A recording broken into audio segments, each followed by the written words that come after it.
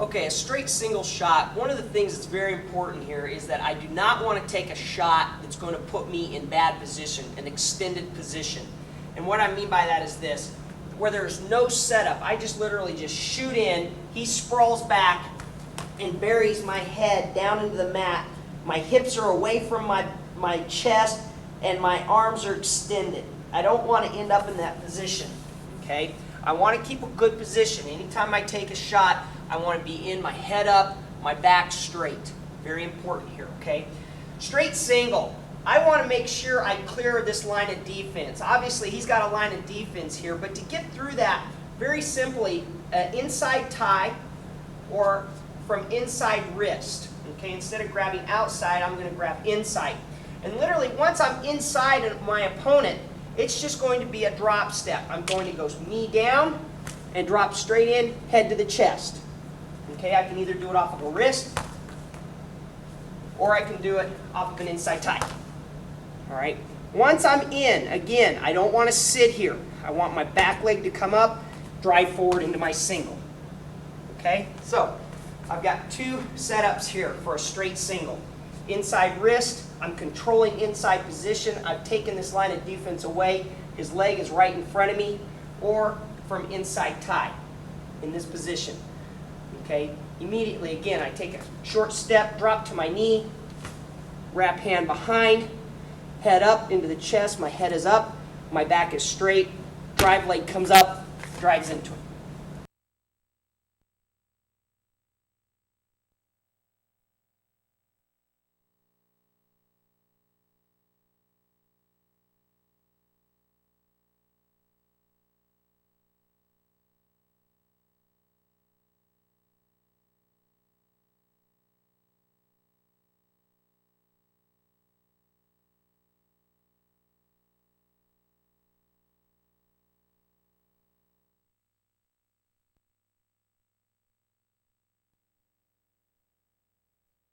Key points to a snatch single. First, I want to lead the same side that he's leading. We call this toe-to-toe. He's leading this leg, I lead the same side as him. Next, I want to get him to react, to move his hands out of his way. Right now, there's a line of defense in front of me. In order to do that, the most simplest way is just a hand fake. I'm going to reach up and act like I'm going to tie his collar. As I reach up, he's going to react. His hands are going to come up immediately. Before I even touch him, I change my level and take a penetrating step outside his foot, and my head goes to his chest. Very important, I want to keep my head on the inside, my ear to his chest. The reason I want my ear to his chest is because it's going to straighten his upper body up. Okay? So as I step in here, hand fake, change level, penetrate, I take a step outside his foot, ear to the chest, I'm in on a single leg. Now, again, we're going to go over this one more time. Toe to toe, I'm going to do a hand fake to get him to react up. I change levels, penetrating step outside his foot, head to the chest.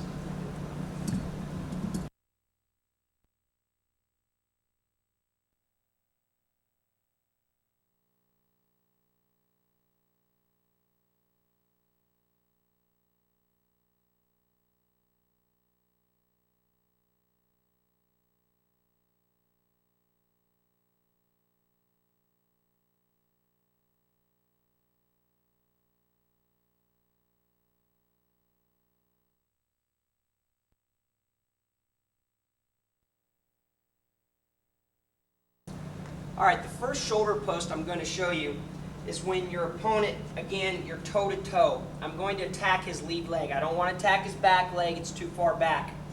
Shoulder post is exactly what it means. I'm going to post, first of all, I'm going to post his shoulder just enough to straighten him up a little bit. All I want to do is get him out of his stance. He's in a good stance here. As I step toe-to-toe, I drive forward, push. Once his body comes up a little bit, I'm going to drop my knee to the inside of his foot, here to the mat. And as my knee is dropping, my hand drops right behind his leg. Real important here, I'm in good position again. My head My ear is on his chest, and my back is straight.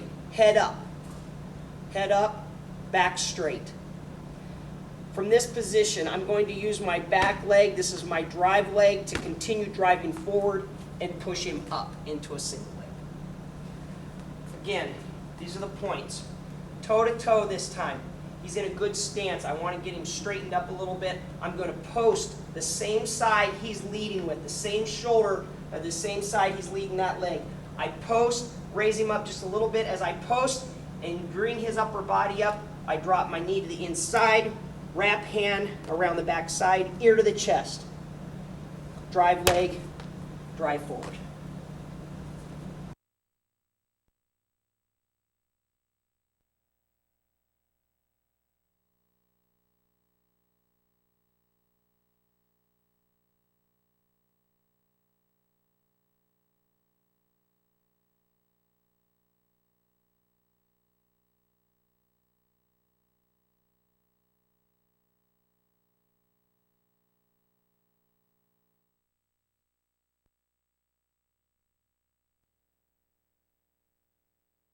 There's very little risk in this next shoulder post.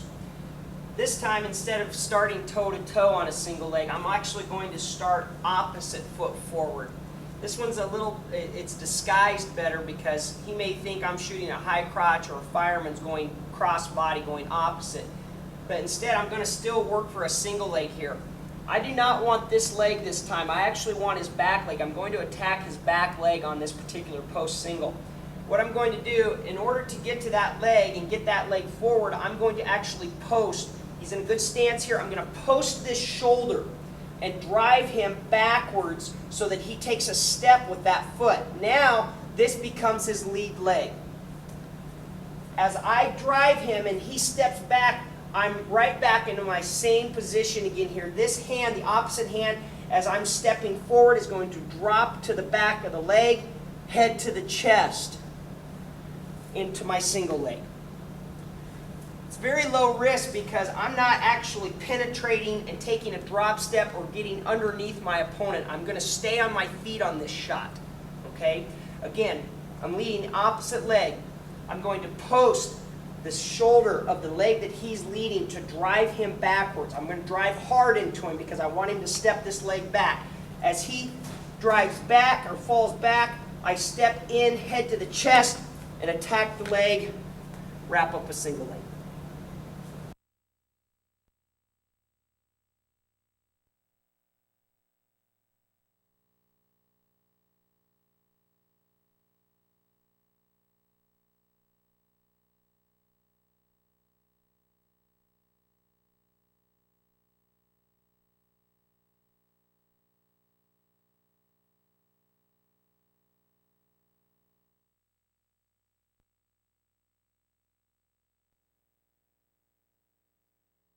The best position for a single leg is a position where I'm attacking my opponent from an angle. After I've gotten in on a single leg, in this position, I want to be in a position that I am at an angle to my opponent. In order to get to that position, all I'm going to do is turn my body and face the same direction as my opponent. As I turn and face the same direction, my inside leg steps back towards his foot. Now I'm at an angle here. I'm in a position to score here. And it makes it a lot easier for myself. As opposed to being in a single leg position where I'm actually facing my opponent. This is a position that allows him to fight here. He's facing me. He can pull up on my arms. He can work my head in this position, stuff my head. There's a lot of things that he can do from here. In order to take that away from him, all I'm going to do is position my body facing in the same direction as him. I'm going to take a little step here, take a big step with my back leg, and turn my body and face the same direction. Once I'm facing the same direction, I should be able to look down at our feet, and all three of our feet should be facing and pointing in the same direction. All right? After this, one of the things I really need to focus on here is my hand position. Anytime I'm in on a single leg, I want my wrap hand on top in a butterfly grip. You hide your thumbs palm to palm and wrap your fingers over your thumb in a butterfly position. Okay? The reason I want palm down, the wrap hand palm down, if I have the other palm up, he can pull my hand off and I cannot maintain that grip if I have the wrong hand on top. So I want my wrap hand on top. If he pulls up now, he's just tightening it, which is good for me actually. All right, so I've got good position here. I've got wrap hand on top. Now I want to position myself to put pressure on his thigh. The first point of pressure is with my shoulder, where I'm actually pushing down into his thigh. The second point is where my hands are on his leg. I want my hands locked above his knee on his thigh here in this position.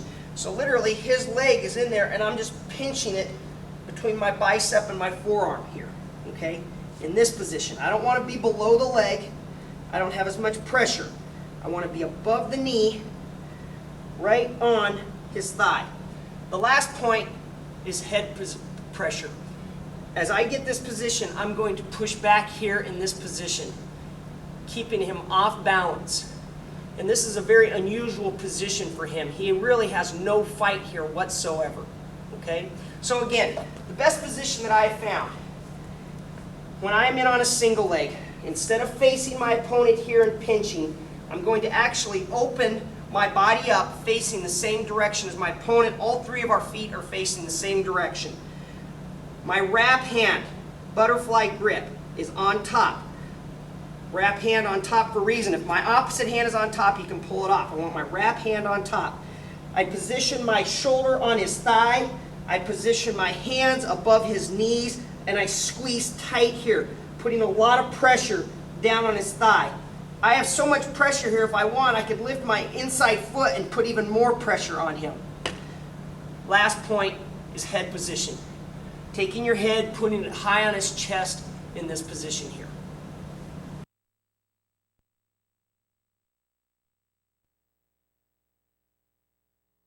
It's very important when finishing a single leg to try to finish it without breaking your hands. You got to remember, I've got this guy's leg up. I want to do everything I possibly can or necessary to get him down to the mat without breaking my hands. From our position, our single leg position, we have positioned ourselves now in a position to do a chain of 3 finishes. And if one doesn't work, I immediately go into the second. If the second doesn't work, I can go straight into the third. Again, whatever necessary. If I finish on my first attempt, that's all that's necessary to finish the shot. I'm in good position here now to do what we call trip, dump, pit. Okay, on the trip, I am in position now to take a little step with my back leg and come forward and trip the outside of his foot. Real important here on the trip, I want heel down, toe up. Okay, heel down, toe up. Very unusual position. It feels weird when you first start doing it, but I want my heel down and my toe up because his natural reaction is going to be to try to jump over my foot. If my toe is up, it's much harder for him to jump over. Whereas if my toe is down, it's a lot easier for him to jump over. Okay? And so my trip looks like this. From this position, heel down, toe up, I take a jab step, take a big step, heel down, toe up. As he falls, limp arm out. He falls first. Do not fall with your opponent. Once he hits the mat, then you can cover. Okay? Again, back in our single leg position, the first attempt is going to be to trip my opponent. Little jab step with my back leg, one big step, heel down, toe up to get him to trip. Now, if he does jump over my foot, I have now extended his center of gravity. I'm in position here to dump him. I'm going to take my back leg. I'm going to take a step in and pigeon toe my foot in as much as I possibly can because I want to get a nice swing and stay tight with my circle to get him to dump. I'm going to take a pigeon toe step in. I'm going to turn head inside. Very important. I want to try to keep my head inside. I'm going to take a back step with my other foot and set him on the mat. Up to this point, I've still not broken my hands. Back in our single leg position. I've attempted a trip, jab step, big step. He jumps over the top. I have now taken a pigeon toe outside foot, my back foot comes here. I'm going to step back with this one and down to the mat. So trip, dump. The last part of this is the pit, okay? Let's come this way a little bit. Trip, he jumps over it, I go to dump, and he runs in a circle, I can't get him going. Now, what's happening here, as I'm circling him, he's going away from his foot. This is going to give me the opportunity now to release my hands. My hand that's on the inside is going to go down to the heel, and I'm going to pit his foot, okay? So again, as I'm circling him on my dump, here, he goes away, I come down to the heel, pit it. Now, the pit, very important here. I want this foot as high in my armpit as I can, pinching down, and I want my fist as high as I possibly can on my sternum. There is no room in here for his foot to come out. If he turns to bail out of me, again, it's in there very tight. Come back up. So, this is my pitted position. The three all together.